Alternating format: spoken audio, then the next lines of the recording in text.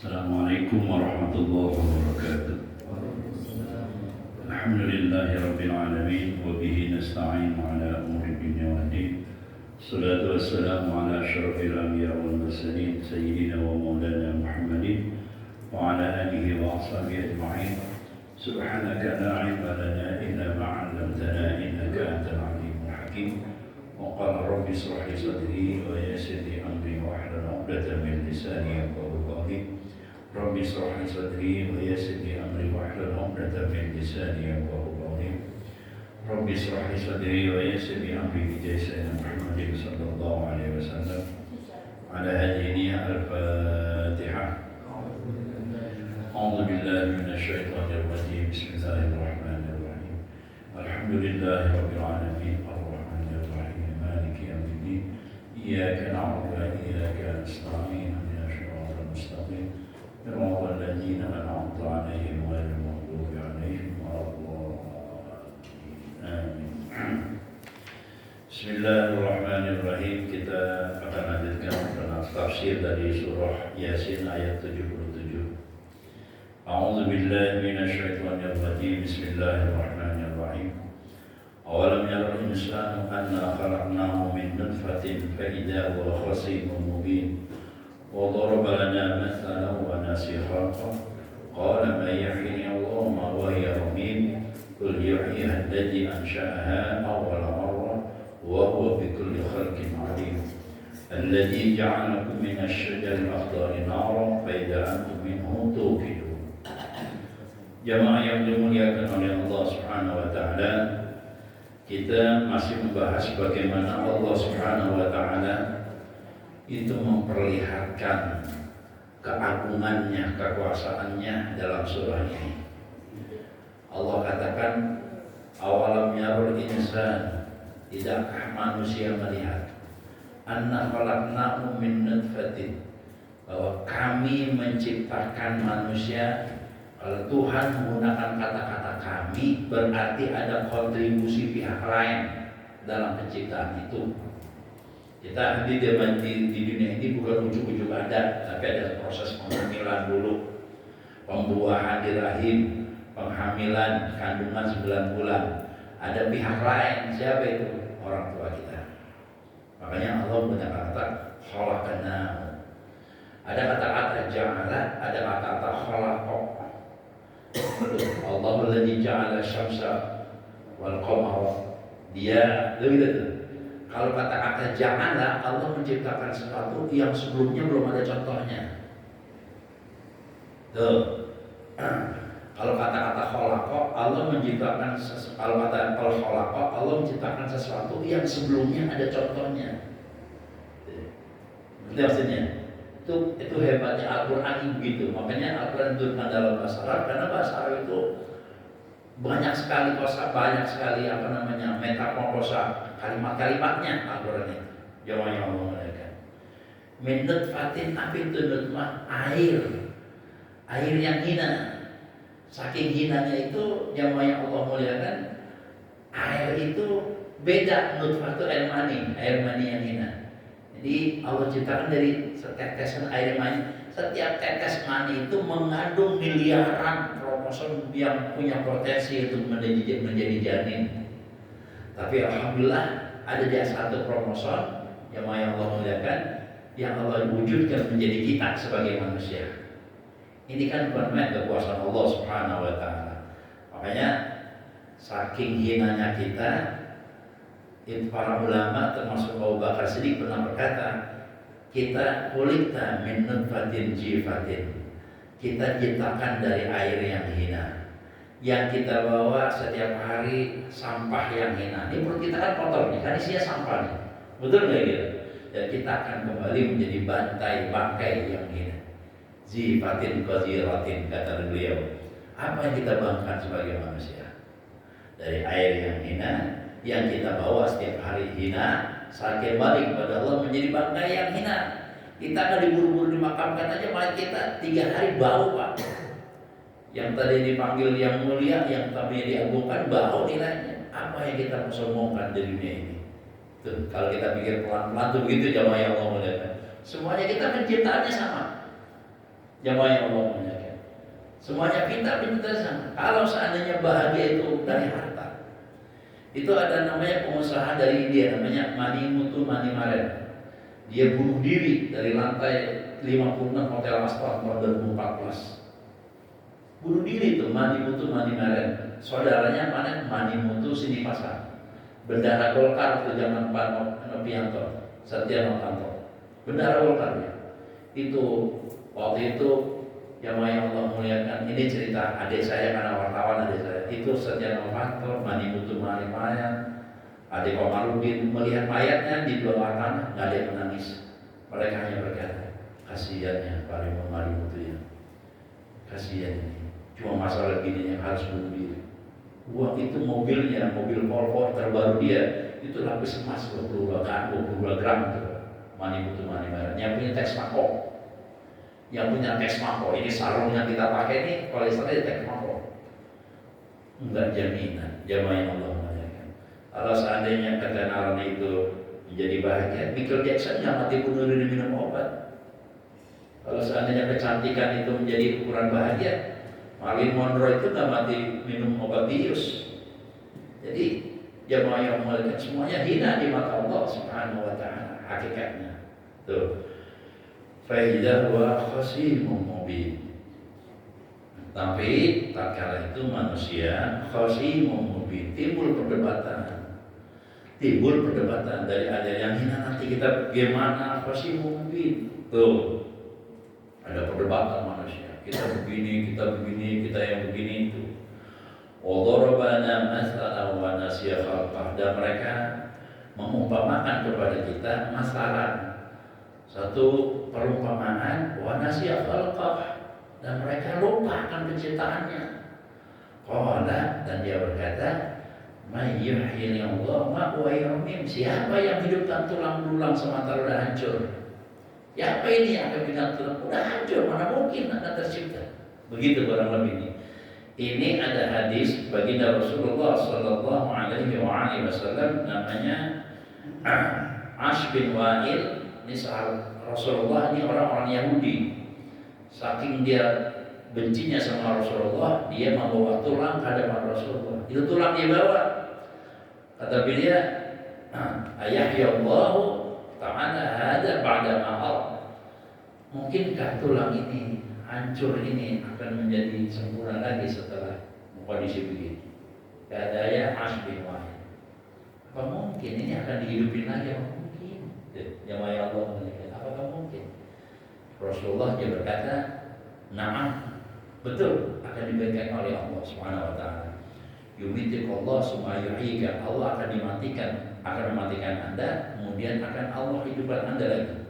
Summa yuhluka jahannam, kemudian Anda setelah dihidupkan dimasukkan oleh Allah ke neraka. Itu ada asbabul nuzul ayat ini. Jadi ada orang namanya Ash bin Wa'il. Mana mungkin tulang bisa jadi manusia lagi? Mana mungkin?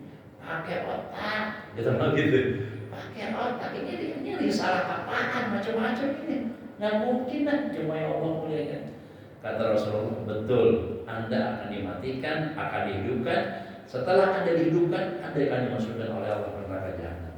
Begitu kata Allah, kata baginda Rasulullah sallallahu alaihi wasallam. Jadi ini ada sebab urutnya yang dimulakan oleh Allah Subhanahu wa Ta'ala. Rasulullah katakan, kul, katakanlah Muhammad, yuhyi alladzi ansha'a awwal marrah, yang akan menghidupkan tulang itu adalah yang menciptakan pertama kalinya, yang akan menciptakan dia menjadi manusia utuh lagi, itu zat yang menciptakan dia pertama kalinya. Tuh, wa huwa bi kulli khalqin alim, dan Allah Subhanahu wa Ta'ala segala makhluk itu maha mengetahui. Allah Subhanahu wa Ta'ala. Jamaah yang dimuliakan oleh Allah Subhanahu wa Ta'ala, kalau kita baca tafsir ayat-ayat ini tujuannya cuma satu, biar kita kenal Allah, biar kita yakin akan Allah Subhanahu wa Ta'ala dengan cara mempelajari penciptaannya. Kalau zatnya sendiri nggak bisa, Pak. Kalau zat sendiri sampai apapun itu menjadi polemik, nggak mungkin kita bisa memahami zat Allah Subhanahu, nggak mungkin. Kata-kata nggak mungkin. rumitnya bukan main, sulitnya bukan main. Karena memang tujuannya biar supaya kita terus mencari kurmatnya, bukan putus asa. Nah, terserah aja. Makanya kata Allah, amantu billah sumastaqim, kata Rasulullah. Iman aja udah, istiqomah. Iman aja istiqomah, jangan pikirin zatnya Allah, jangan puyeng kita, Pak. Nggak akan ketemu. Bahkan Abu Bakar Siddiq ketika ditanya, mal iman, apa itu yakin, apa itu iman? Kata Abu Bakar Siddiq, al-'ajzu 'anil idraki al-idraku. Ketidakmampuan kita mencari hakikat Allah, itulah sebenarnya penemuan kita akan hakikat Allah Subhanahu wa taala. Karena akan mentok, nggak akan bisa.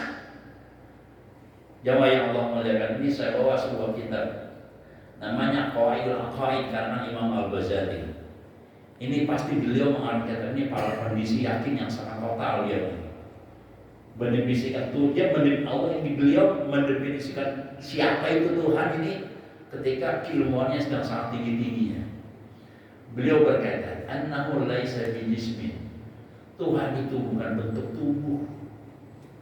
Musawwarun wal bijismin musawwarun, tubuh yang berbentuk bukan. Bukan seperti orang-orang yang lain Tuhan dibentuk punya mata, punya hidung dan macam. Bukan itu. Wala jauharun mahdudin muqaddarin.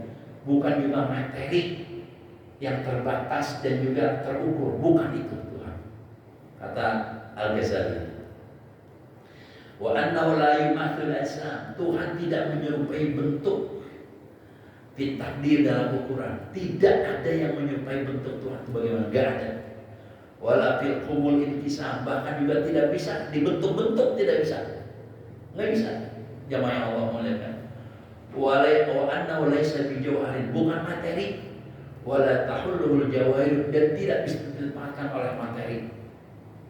Makanya kata Gus Dur itu hakikat Tuhan itu memang sampai hari kiamat menjadi polemik. Nanti ketika kita akan ketemu Allah Subhanahu, oh ini Tuhan.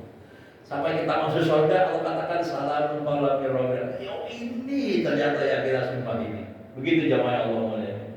Jadi kalau Anda sudah menemukan Tuhan, bohong itu. Nggak mungkin bisa, nggak mungkin jamaah Allah mulia.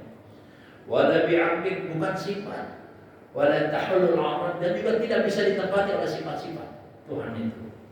Balla yumathilu mawjudan, tidak bisa diserupai oleh sesuatu yang ada. Wala yumathilu mawjudun, bahkan yang ada tidak bisa menyerupai Tuhan. Kata Imam Ghazali, laisa kamitslihi syai'an, laisa kamitslihi syai'un. Tuhan tidak seperti sesuatu. Jadi kalau seandainya ini jamaah yang Allah muliakan, saya fotokopi ini kitab saya fotokopi, hasilnya keluar. Ngerti maksudnya? Hasilnya keluar. Saya mau tanya, bagusan aslinya, bagusan fotokopinya? Bagusan aslinya, ini fotokopi. Jamaah yang Allah muliakan. Bahkan dengan hasil fotokopinya sendiri nggak sama. Bukan itu Tuhan. Jadi kalau kita, oh Tuhan begini. Itu kalau kata orang-orang soleh, maka tolong bibalika, wallahu ala khilafi dzalika. Apa yang terlintas dalam pikiran Anda tentang Tuhan bukan itu. Tuhan bukan itu. Ya Allah. Karena memang tujuannya kita suruh mencari terus akan hakikat Allah. Tujuannya suruh mencari terus. Ya.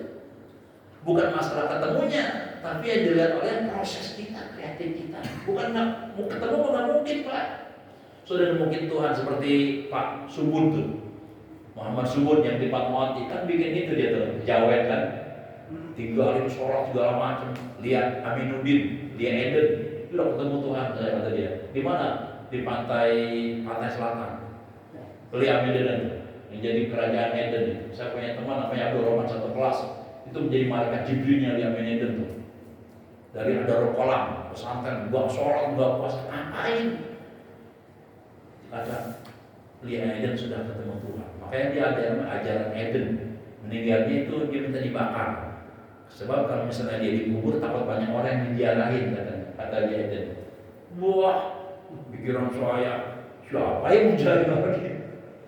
Jadi kalau orang berkata saudara ketemu Tuhan itu mustahil Pak. Saudara sampai hakikat itu mustahil, nggak mungkin. Sampai memang merumput ruwet jemaah yang dimuliakan oleh Allah Subhanahu wa taala. Tuh. Wa annahu la ya'na wala jemaah yang dimuliakan Allah Subhanahu wa taala. Katakan lagi, saya singkatannya, ta'ala an tahwi makanun kama taqaddasa an ayyuhaddahu zaman. Maha suci Allah, maha suci Allah jemaah yang untuk menempati tempat. Maha suci Allah. Bila Allah Subhanahu wa taala tidak bertempat dalam sebuah tempat. Makanya di makamnya Imam Syafi'i itu di makamnya itu tertulis amantu billah, saya beriman kepada Allah, wa huwa la tahutuhul makan, yang tidak menempati tempat, wa la tahwi zaman, yang tidak terbatas oleh waktu, tidak menempati sesuatu, tidak menempati di ruang waktu, enggak menempati Allah Subhanahu wa taala. Makanya kalau kita untuk yakin akan Allah, pelajari aja itu penciptaannya, makhluk-makhluknya yang main dimuliakan Allah Subhanahu wa taala. Ya. Bahkan qabla al-khalaq zaman wal makan. Adanya Tuhan sebelum adanya tempat, sebelum adanya waktu. Jadi kalau ada orang bertanya, Tuhan di mana ya? Tuhan tidak menempati tempat. Tuhan kapannya? Tuhan ada sebelum pertanyaan kapan itu ada. Kan pertanyaan kapan dari manusia, betul nggak kira? Kapan? Itu sebelum pertanyaan kapan, Tuhan sudah ada. Wawalan alaihi awawalan ala ma'alahi, karena Allah sekarang berada pada tempatnya. Wallahu a'lam, kata Imam Ghazali. Tidak menempati tempat, tidak menempati waktu. Wa anhu ba'in min khalqihi bi sifati, Allah dengan segala sifatnya. Laisa fi dzati siwa, tidak ada yang menyerupai zatnya Allah, wala fi siwa jatuh, dan juga yang lain tidak bisa menyerupai Allah. Wa annahu muqaddisun lil-taghyir wal intiqal, Allah itu maha suci untuk berubah, wal intiqal untuk pindah, wala tahulul hawadis, dan tidak mendapati makhluk-makhluk. Jamaah yang dimuliakan oleh Allah Subhanahu wa taala. Tapi kata Imam Ghazali, annahu fi dzati ma'lumul wujud, tapi zatnya Allah bisa kita ketahui. Walaupun model kayak begini, tidak menempati ruang, tidak menempati, tapi kita bisa rasakan gitu, kehadiran Allah kepada kita. Ini Pak, kalau bukan rahmatnya Allah, kita nggak bangun Pak, nanti baru subuh Pak. Kita nggak bangun itu. Kalau bukan rahmatnya Allah, kita nggak ada tahajud Pak. Nggak tahajud kita Pak, kalau bukan Allah bangunan kita. Bagaimana cara membangun kita? Kadang-kadang kita jam 3 pengen kencing. Itu cara Allah bangun, itu kelembutan itu kita. Tapi pada level yang lebih tinggi, ketika mata batin kita semakin jernih, yang Allah muliakan, kata beliau, kata Imam Ghazali, yang Allah muliakan, walut bil amror bidaril qarar, orang-orang yang hatinya bersih dengan mata batinnya bisa melihat Allah Subhanahu wa taala. Kalau kita belum, karena masih kotor kita masih kotor. Gampangnya begini nih, jemaah, sudah bersih atau kotor hati kita? Kalau kita masih ada gembira dengan bertambahnya duit di kantong kita, dan kita merasa sedih kalau tidak duit di kantong kita, itu pertanda hati kita masih kotor. Paham nggak ya? Paham nggak Pak? Ngukur kotor atau bersihnya hati itu gitu aja Pak. Kalau ada duit banyak di hati kita enak, tapi kosong sama sekali, hati kita gelisah, kita masih kotor. Sama sih ya. Kalau seandainya ini kantong Pak, ini saya di kantong ini, jamaah yang Allah muliakan, kosong sama sekali. Istri saya minta duit 5 juta, dari kantong yang kosong saya ambil. Dari 10 juta dari kantong yang kosong saya ambil. Enak begitu Pak? Enak. Berapa aja diminta? Kasih. Berapa aja diminta? Kasih. Tapi satu ketika saya isi kantong saya 10 juta. Ketika saya ambil ke kantong, duitnya nggak ada. Bapak pilih yang mana? Pilih yang mana Pak? Yang pertama apa yang kedua? Yang pertama ketika kantong kosong, saya ambil 10 juta ada. Saya ambil 3 juta, saya ambil 15 juta ada. Masya Allah. Tapi yang kedua, saya isi kantong 10 juta, giliran saya ambil nggak ada duitnya. Pilih yang pertama apa yang kedua? Yang pertama. Kalau pilih yang pertama itu nanti kita masih kotor berarti. Kotor semua kan? Itu masih kotor gitu. Jamaah yang iya. Milih yang pertama namanya karomah, milih yang kedua namanya istiqomah. Ngerti apa ini? Milih yang pertama namanya karomah, kemuliaan. Anak kecil juga pengen yang begitu Pak. Tapi milih yang kedua, ketika kita ambil kantong kita yang berisi tiba-tiba nggak ada dan kita hanya yakin kepada Allah, itu namanya istiqomah. Mana yang lebih Allah pilih? Yang istiqomah, bukannya karomah.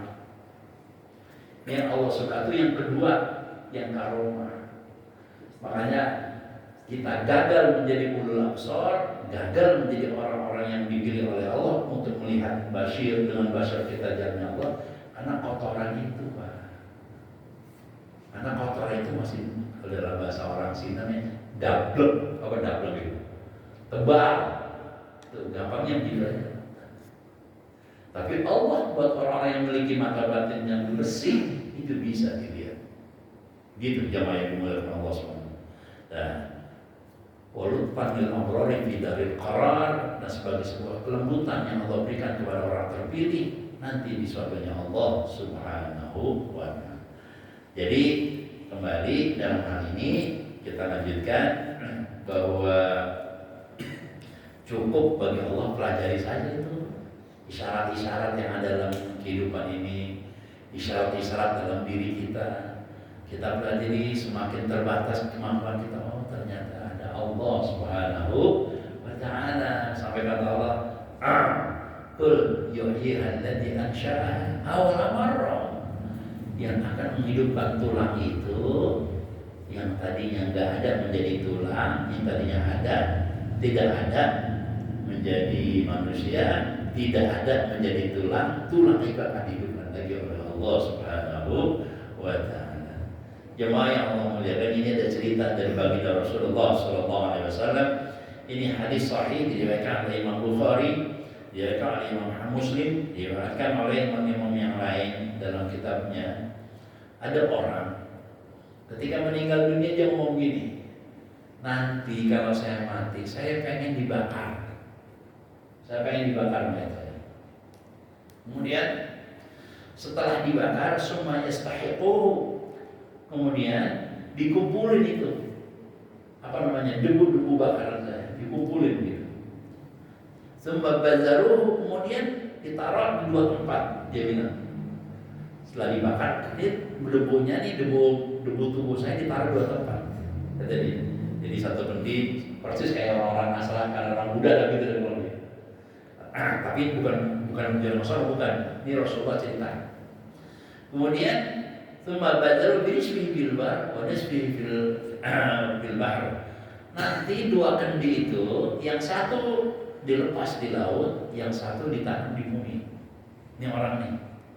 Dia niat banget wasiatnya begitu. Jamaah Allah. Kalau Pak wasiat begitu boleh nggak? Nggak boleh. Tetap karena tidak sesuai dengan syariat. Apa itu maksudnya? Tapi kalau wasiat ngomong gini, nanti rumah saya nih buat si Anu, punya anak 3, yang dikasih si Anu, jamaah yang Allah muliakan. Jadi anaknya itu dikasih semua rumah buat kamu. Yang lain nggak usah dipikirin, ini buat kamu aja. Mati meninggal dunia, boleh dilaksanakan wasiatnya? Nggak boleh, sebab minta persetujuan yang 2 tadi. Tapi kalau ini kalau ini nih dia wasiat, taruh di kendi abu saya, yang satu dibuang ke laut, yang satu dibuang ke tanah, ditanam di tanah. Fi yaumin rahim, pada hari yang berangin katanya. Fa'alu dzalika, keturunannya anak-anaknya dia kerjain tuh, dia bakar mayat segala macam, debunya gitu. Fa'amara al-bahra fajumia ma fi. Akhirnya jamaah yang Allah muliakan, Allah perintahkan itu namanya laut untuk dikumpulin. Dia punya tali debu, wa amral barra fajama fihi. Allah perintahkan itu daratan untuk dikumpulkan dia punya debu itu. Ya. Summa qala lahu, Allah berkata, kun, jadi manusia lagi. Jadi manusia, udah debu nih, manusia jadi manusia lagi. Faidan huwa rajulun qa'im. Ada orang yang lagi berdiri begini. Ada begini, kata Rasulullah SAW.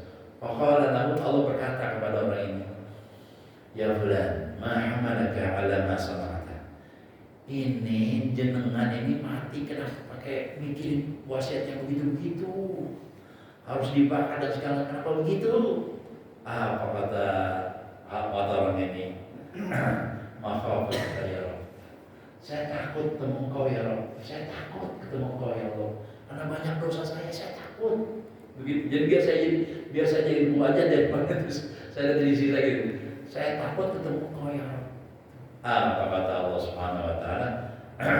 Faman talafa an ghafara. Kata Allah, ya Jibril, saya ampuni ini dosa orang ini. Saya ampuni dosa. Ini menunjukkan bukan berarti kita suruh bakar debu kita, bukan. Artinya ini kisah menggambarkan bahwa walaupun udah jadi debu, tetap akan berwujud seperti kita. Makanya ada namanya azbuzam. Azbuzam ini kayak tulang ekor sini Pak. Apa kalau orang Jawa sebutnya tulang ekor sini Pak. Dia nggak akan binasa nih Pak. Azbuzam ini. Walaupun jadi debu, nggak akan binasa dia. Sebab ini yang akan nanti potensi akan jadikan bentuk kita nanti. Begitu jamaah yang dimana Allah Subhanahu wa taala. Alladzi ja'ala lakum minasy-syajaril akhdari nara, yang zat yang menciptakan bagi kalian dari pohon-pohon yang hijau nara menjadi api, fa idza antum minhu tuqidun, maka dari pohon dari api tersebut kalian akan dibakar oleh Allah Subhanahu wa taala. Jadi hadirin jamaah yang dimuliakan Allah, saya ulangi lagi, jangan pernah berpikir tentang hakikat Allah Subhanahu wa taala bagaimana, sebab kita akan mentok. Pada suatu sisi kata Nabi Ibrahim, inni dzahibun ila rabbi sayahdin. Saya akan pergi menuju Tuhan. Berarti Tuhan ada tempatnya. Betul enggak gitu? Tapi di sisi lain, sumastawa adalah arsy. Tuhan bersemayam di atas arsy. Berarti tempatnya itu di aras. Berarti nama malaikat Ibrahim akan ke aras. Tapi di ayat yang lain, aqrabu min hablil warid, lebih dekat dibanding urat nadi. Jadi bagaimana ini? Kata Imam Ghazali, kata Imam Malik, pertanyaan tentang Allah itu di aras itu sudah ada jawabannya. Ada ayatnya. Tapi bertanya bagaimana itu nggak boleh. Yang wajib kita hanya beriman saja, yakini aja. Jangan ada pertanyaan macam-macam. Yakini aja, semakin kita dekati Allah, semakin lembut Allah mendatangi kita. Yang mana Allah mendatangi oleh Allah Subhanahu wa taala. Kita lanjutkan. Alaysa alladzi khalaqas samawati wal ardh. Bukankah zat yang menciptakan langit dan bumi?